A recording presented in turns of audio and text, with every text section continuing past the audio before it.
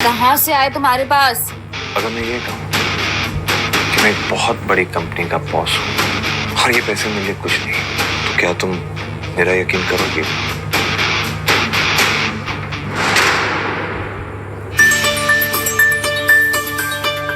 भाग्या की हंसी नक्श के कान में चुभने लगी थी। वो और बर्दाश्त नहीं कर पाया। उसने अपनी जेब से बैंक का चेकबुक बाहर निकाला और एक साइन ब्लैंक चेक अनिका की तरफ बढ़ाते हुए बोला, अनिका, गिल, तुम्हारे मतलब अंजी कॉर्पोरेशन के लिए मुझे पता है कि रकम ज्यादा होगी तो कैश तो नहीं चलेगा, नहीं तो मैं कैश दे दूंगा। अमाउंट भी मुझे पता नहीं तो मैंने ब्लैंक चेक पे साइन कर दिया। नक्श की बात सुनकर अनिका शॉक थी। उसी स्टेट में उसने नक्श के हाथ से वो ब्लैंक चेक ले तो लिया, लेकिन उसे समझ नहीं आ रहा था कि वो रिएक्ट कैसे करे। दूसरी तरफ भाग्या ये सीन देखकर और भी जोर से हंसने लगी और उसे लगा जैसे नक्श तो वाकई में बहुत बड़ा बेवकूफ है जो उसके कहने पर कुछ भी हरकतें कर रहा है। भाई साहब, अंजी कॉर्पोरेशन को बचाना है, बेचना नहीं है। और तुम्हें पता है ना कि ब्लैंक चेक देने से कुछ फायदा नहीं है, बैंक में पैसे होने चाहिए और तुम्हारे पास तो इतना माल है नहीं। हाँ, हम सबको पता है तुम्हारे बैंक में कितने पैसे हैं। देख लिया तुमने, अब वापस दे दो प्लीज। और ये बताओ तुम्हारे पास माल है? नहीं, लेकिन अभी भाग्या ने बोलना शुरू ही किया कि तभी नक्श ने उसे बीच में ही टोकते हुए कहा, इसके बाद खुद खर्च करने के लिए नहीं होता तो फ्री में ज्ञान नहीं मांगता, ठीक है? भाग्या की गुस्सैल आंखें नक्श को ऐसे घूरने लगी जैसे मानो अभी नक्श का खून ही कर बैठेगी। लेकिन अब भाग्या के पास बोलने के लिए कुछ नहीं था। भाग्या की बोलती बंद करने के बाद नक्श ने अनिका को देखा, जो अभी भी नक्श की बात पर यकीन नहीं कर पा रही थी। वो उस ब्लैंक चेक को साइड में ही रखने वाली थी कि तभी नक्श ने कहा, अनिका एक सेकंड प्लीज।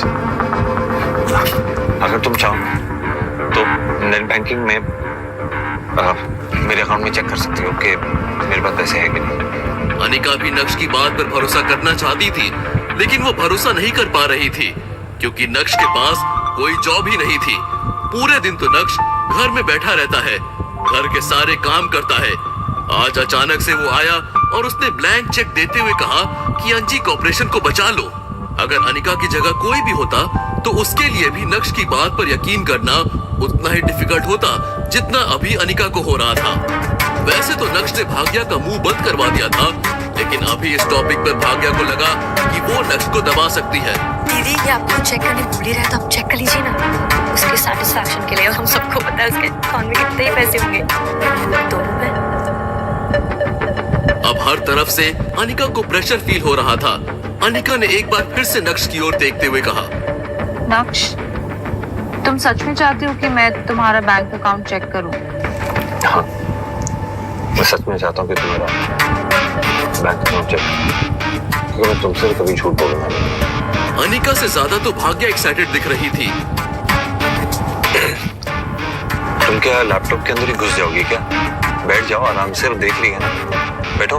तुरंत ही नक्श ने अनिका को कस्टमर आईडी बताया और धीमी आवाज में बोला, वैसे पासवर्ड तुम्हारा बर्थ डेट है।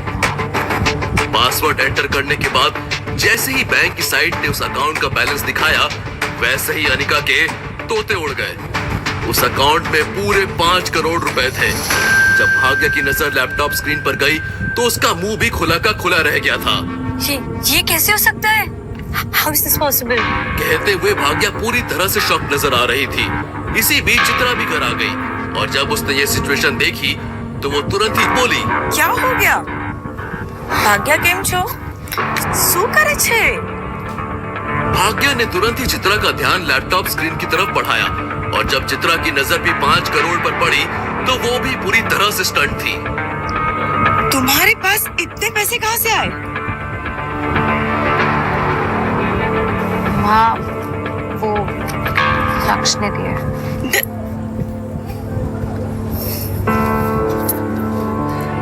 तुम्हारे पास इतने पैसे कहाँ से आए? I'm sorry, मैं वो बता नहीं सकता आपको, लेकिन हाँ ये जरूर बता सकता हूँ कि जहाँ से भी आए कोई गलत सोच से नहीं आए, तो इसका इस्तेमाल कर सकते हैं। अनिका, तुम इन पैसों का करके इस्तेमाल कर सकती है, सच में। ये बोलने के बाद नक्श ने अपनी एक नजर भाग्य पर डाली और बोला, भाई बड़े बेशरम लोग हैं यहाँ पे, इतनी बेइज्जती होने के बावजूद यहीं खड़े हों। तो और कोई काम धंधा नहीं है, क्या करें, सारा काम मुझे करना पड़ रहा है आजकल। ये सुनकर भाग्या पूरी तरह से स्टंट रह गई थी। जिस आदमी के मुंह में पहले जुबान नहीं थी, आज वही जुबान कैंची की तरह चल रही थी। शर्म और गुस्से के मारे भाग्या का चेहरा पूरा लाल हो गया था। इससे पहले कि भाग्या कुछ बोले, अनिका ने नक्श का हाथ पकड़ा और तुरंत ही उसे बेडरूम में ले गई। अरे अनिका, नक्श, सच सच बताओ, तुम्हारे पास ये पैसे कहाँ से हैं? यहाँ पे कोई नहीं है। अनिका छोड़ो ना, मैं वैसे भी बहुत थक गया हूँ, मैं बाद में बात करूँगा। बताओ, ये पैसे कहाँ से आए तुम्हारे पास? नक्श ने अनिका के चेहरे पर टेंशन वाला रूप देखा, लेकिन मन ही मन नक्श को ये सब बहुत अच्छा लग रहा था। पहली बार अनिका ने नक्श का हाथ पकड़ा था। पहली बार अनिका को नक्श ने इतनी चिंता करते हुए देखा था। अनिका को नक्श की ही चिंता थी ना? शायद। थोड़ा सोचने के बाद नक्श ने सोचा कि क्यों न अनिका के सामने अपना सच लेकर आया जाए। नक्श ने अनिका से कहा, अगर मैं ये कहूँ कि मैं एक बहुत बड़ी कंपनी का बॉस हूँ और ये पैसे मेरे लिए कुछ नहीं, तो क्या तुम मेरा यकीन करोगे? नक्श की बात सुनकर तुरंत ही अनिका ने नक्श का हाथ छोड़ा और नफरत भरी नजरों से नक्श की ओर देखते हुए कहा, नक्श, मजाक करने की जरूरत नहीं है, मुझे सच सच बताओ, ये पैसे कहाँ से आए? मैं बार बार नहीं पूछूंगी कि पैसे कहाँ से आए, और मेरे पास इतना टाइम भी नहीं है। और आई होप कि ये पैसे तुम्हारे पास लीगल तरीके से आए, और अगर ये इनलीगल है ना, तो मुझे इन पैसों की कोई जरूरत नहीं है। मेरी कंपनी बर्बाद हो जाए तो हो जाए, आई डोंट केयर। और मुझे ना तुम्हारी वजह से किसी और मुसीबत में नहीं फंसना है। I am done. तुम्हें इसकी फिक्र करने की कोई जरूरत नहीं है। आई प्रॉमिस कि ये जो पैसे हैं ये लीगल सोर्स से हैं, लीगल तरीके से, तुम बेझिझक इसका इस्तेमाल कर सकती हो। प्लीज इसे खर्च करो और अपनी यानी अंजी कॉर्पोरेशन को घर से बाहर निकालो। अनिका अभी भी नक्श को शक की नजरों से घूर रही थी।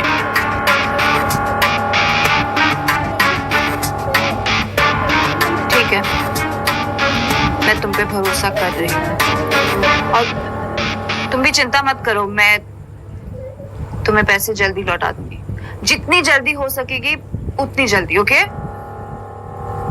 Thank you. You welcome. नक्श ने अपना हाथ हिलाया और सबसे पहले कमरे से बाहर निकला। बाहर आकर नक्श ने देखा कि भाग्या तो वहां से जा चुकी थी। ये जानकर नक्श को अच्छा नहीं लगा। शायद नक्श भाग्या की और खिंचाई करना चाहता था। तभी इतने में चित्रा वहां आई और उसने फिर से नक्श से पूछा, नक्श, तुम्हारे पास 5 करोड़ रुपए कहाँ से आए? इतने में अनिका ने अपनी माँ को साइड में किया और उसके कान में कुछ बोलने लगी। उसके बाद से चित्रा ने कोई सवाल जवाब नहीं किए। हालांकि नक्श के प्रति उसका एटीट्यूड पहले से थोड़ा जेंटल हो गया था। दूसरी तरफ अब सूरत शहर की ही नहीं बल्कि पूरे गुजरात की काया पलट होने वाली थी। भानुशाली ग्रुप में नए सीईओ की एंट्री हो गई थी। पूरे गुजरात में ये बात करने का मेन टॉपिक बन गया था। अब जब भानुशाली ग्रुप नए सीईओ के साथ मार्केट में उतरा तो बहुत सारी एंटरटेनमेंट कंपनीज इनके साथ टाई अप करते हुए अपनी किस्मत आजमाना चाहती थी। लेकिन सीईओ साहब ने सबको लाल झंडा दिखाया था। यहाँ तक कि उन कंपनीज को भी जो पहले कई सालों से भानुशाली ग्रुप के साथ काम करते हुए आ रही थी, नक्श ने सबका कॉन्ट्रैक्ट खत्म कर दिया था। पहले ही दिन से नक्श ने अपने तरीके से काम करना शुरू कर दिया था और आगे आगे नक्श ने जो किया उससे भानुशाली ग्रुप खूब सुर्खियां बटोरने लगा था। लॉजिकली बात की जाए तो अभी तक भानुशाली ग्रुप ने जिन भी कंपनीज के साथ टाई अप किया है वो सभी हाई प्रोफाइल कंपनीज थी। कुछ सूरत की, कुछ अहमदाबाद की, तो कुछ मुंबई की। लेकिन इस बार जब लोगों ने जावेरी खानदान के बारे में सुना तो उन्हें बहुत शॉकिंग लगा। बहुत लोगों ने अनिका जावेरी के बारे में सुना ही नहीं था और जावेरी परिवार भानुशाली ग्रुप के साथ डील करने चला गया। ऐसा नहीं है कि सूरत शहर में कोई जावेरी खानदान को जानता नहीं था, बिल्कुल जानते थे, लेकिन अनिका जावेरी को नहीं जानते थे। क्योंकि अनिका तो सिर्फ जावेरी खानदान का हिस्सा थी। उसका नाम कभी भी जावेरी खानदान के चर्चित सितारों में शामिल नहीं होता था। हाँ, लेकिन सूरत शहर में नवीन जावेरी को लेकर काफी बातें उठी थी। बहुत से लोगों को पता चल गया था कि जावेरी खानदान का चर्चित चेहरा नवीन जावेरी यानी अपने मैम्बो अंकल भानुशाली ग्रुप के साथ डील करने गए थे, लेकिन उन्हें रिजेक्ट कर दिया गया। लोग बहुत ही ज्यादा कंफ्यूज थे। जब जावेरी खानदान के सबसे पावरफुल इंसान नवीन जावेरी को रिजेक्ट कर दिया, तो फिर भला ये अनिका जावेरी भानुशाली ग्रुप जाकर कौन सा तीर मार लेगी? भानुशाली ग्रुप का नया सीईओ आखिर सोच क्या रहा है? क्या वो बड़ी हाई प्रोफाइल कंपनीज की जगह अब क्या छोटी छोटी कंपनीज के साथ काम करना चाहता है? कुछ ऐसे ही सवाल लोगों के मन में उठने लगे थे। ये सारे सवाल सिर्फ लोगों के मन में ही नहीं, बल्कि अब तो अनिका जावेरी के मन में भी उठने लगे थे, क्योंकि उसे भी कुछ समझ में नहीं आया कि उसके साथ हुआ क्या। जिस दिन वो पार्टनरशिप की बात करने भानुशाली ग्रुप गई, तो नए सीईओ से उसकी कोई मुलाकात नहीं हुई, लेकिन उसके हाथों में सीधा कॉन्ट्रैक्ट थमा दिया गया। सब कुछ बहुत स्मूथली हुआ, इतना स्मूथली कि अनिका को लगने लगा कि कहीं वो सपना तो नहीं देख रही है।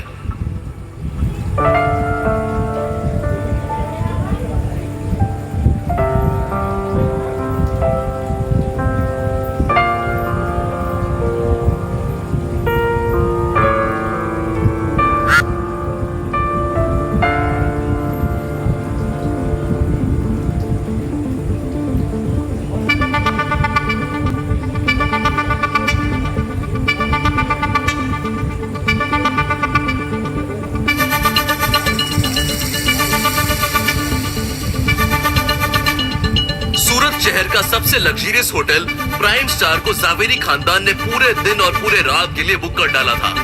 कल्याणी अनिका की सक्सेस पार्टी मना रही थी, क्योंकि अनिका की वजह से पहली बार जावेरी खानदान और भानुशाली ग्रुप के बीच में कॉन्ट्रैक्ट जो हो गया था।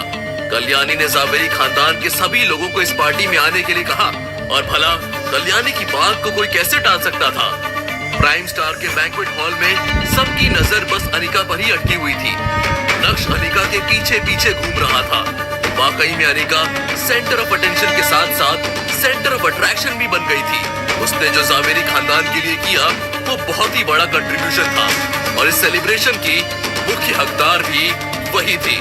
पूरा जावेरी खानदान प्राइम स्टार में मौजूद था। कल्याणी ने अपने परिवार की इस सेलिब्रेशन पार्टी को एंजॉय करने के लिए सूरत शहर के नामचीन लोगों को भी इनवाइट किया था, और ये सब इसलिए किया गया क्योंकि कल्याणी का सिर्फ एक ही मकसद था, सबको इस बारे में बताना कि अब जावेरी खानदान और भानुशाली ग्रुप पार्टनर्स हो गए हैं। आज नक्श ने काफी अच्छे कपड़े पहने थे और वो बहुत हैंडसम लग रहा था।